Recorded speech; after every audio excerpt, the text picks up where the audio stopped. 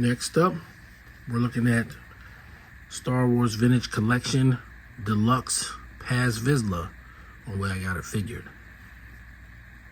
The way I got it figured. What's up, action figure fans? The way I got it figured, back with another Star Wars The Vintage Collection review. This time we're looking at the Deluxe Paz Vizla figure from The Mandalorian. I picked this figure up way back in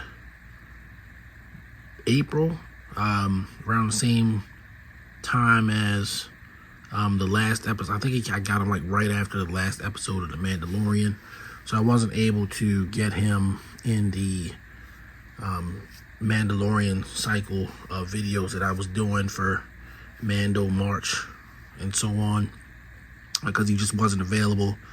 I got him from Hasbro Pulse on pre-order, and he didn't arrive until after the show was already off the air, which, you know, was unfortunate.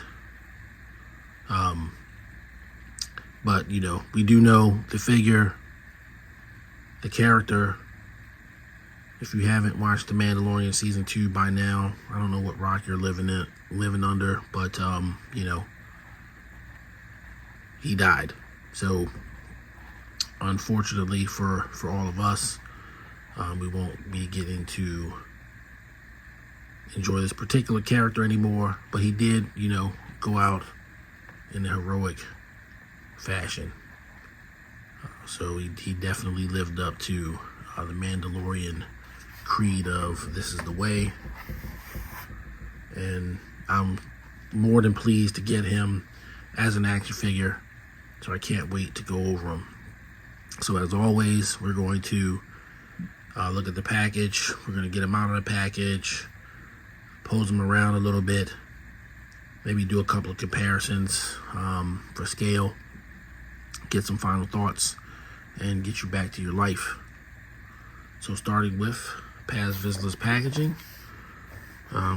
Nice image of Paz on the front, and I love this sort of Navarro kind of backdrop they created. Got a little inset of the blast effect for his jetpack.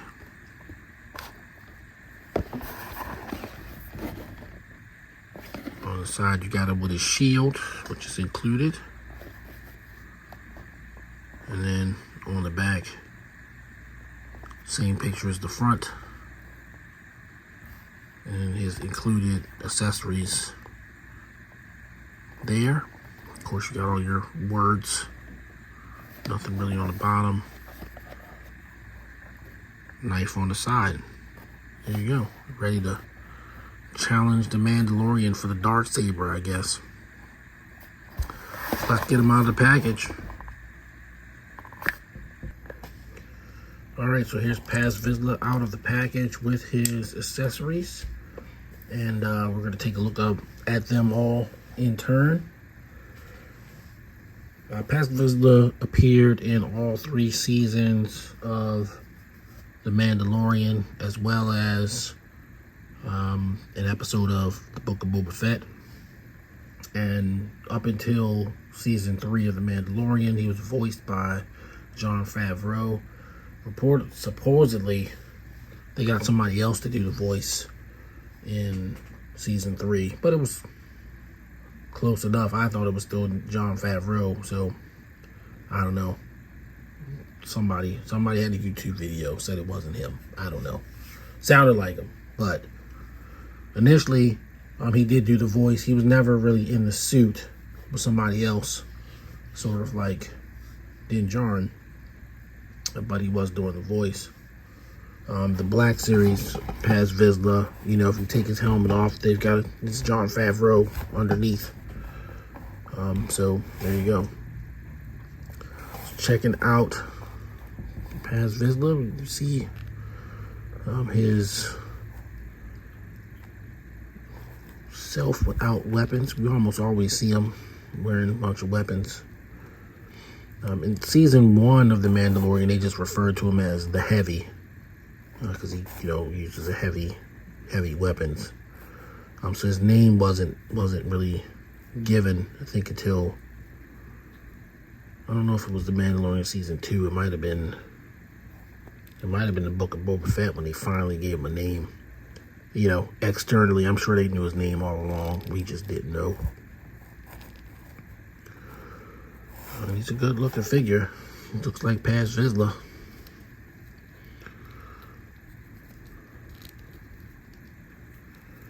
Just make sure everybody gets a good look. And then articulation. He does have the normal Star Wars Vintage Collection articulation. His pauldrons are large enough to prevent him from fully using that articulation in the shoulders. He does have elbow.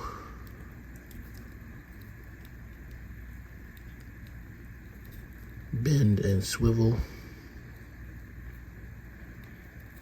If the head will go 360 degrees. If you don't know why you want to do that, you can look up about that far, even though gravity wants it to go back down, and you can look down about that far.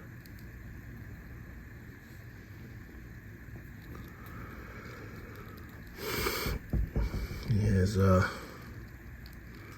diaphragm. Bend about that far back, about that far forward. I really like the paint apps on this guy while I'm talking about that. He does have a waist cut.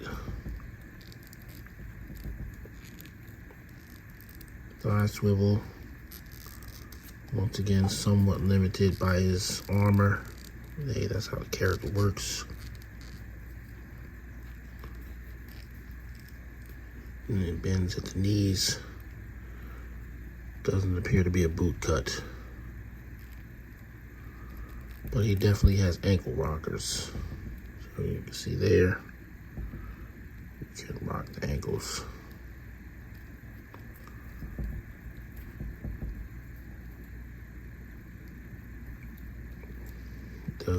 His hands do swivel at the wrist.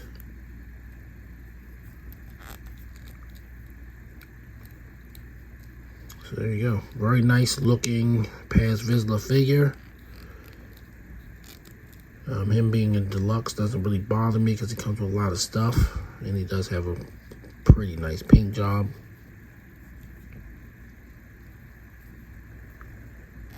So let's get him geared up and see how he looks fully armed and armored.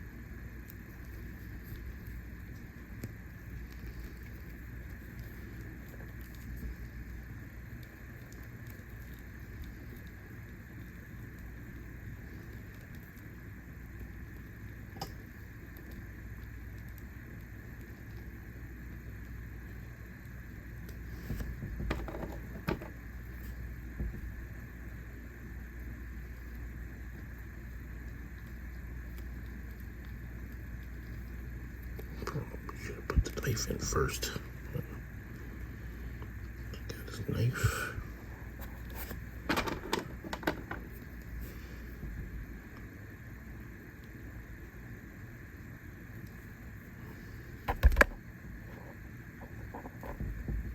Blast effect.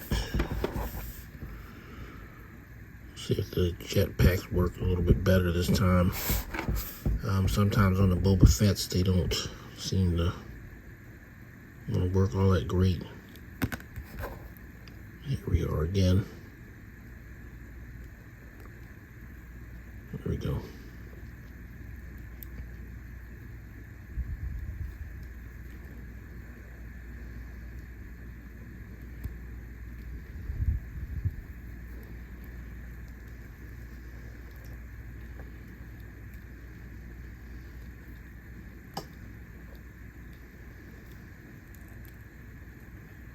Holds his weapon reasonably well.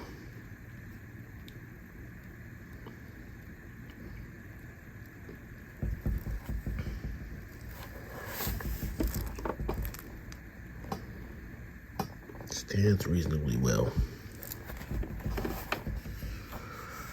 There's Paz Vizla firing his heavy blaster, repeating blaster.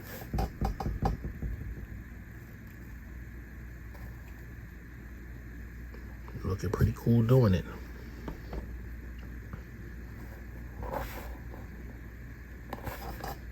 Now, let's do this.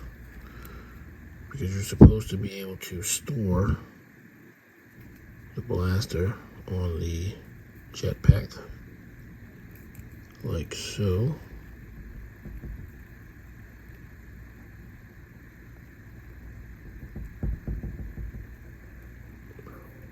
Should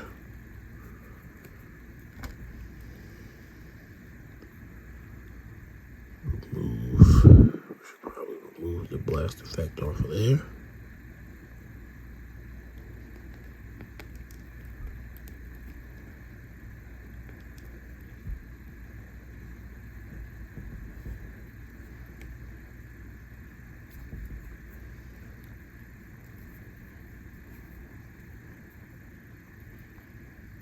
Give him his knife.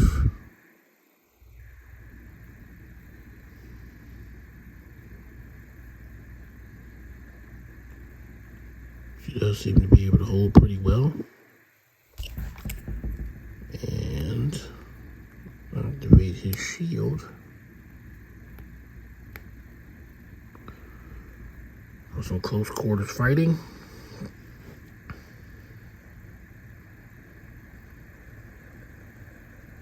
Not bad. Not bad at all. Really like this guy.